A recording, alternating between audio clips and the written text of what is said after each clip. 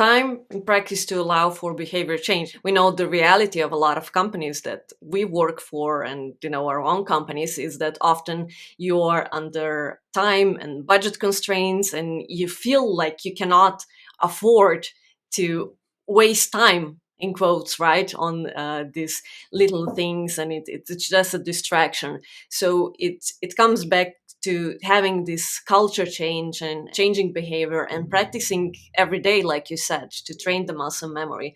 So when you're faced with a situation, you automatically start thinking about possible implications. It's easy for us to kind of criticize the small decisions that were made at a certain point in time at certain companies, but those decisions happen within a certain context, and the context basically has to change in order to support people in making the better decisions.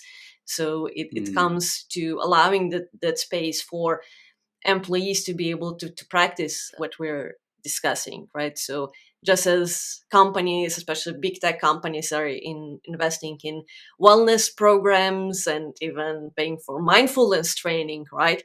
Why don't they instead invest and support and give employees time to have this ethical practice, as we like to call it, right? That's a great point on, and if you're in one of these roles and you're responsible for leading the operationalization of ethical decision making in your organization, what you just said, giving time, we see this quite a lot.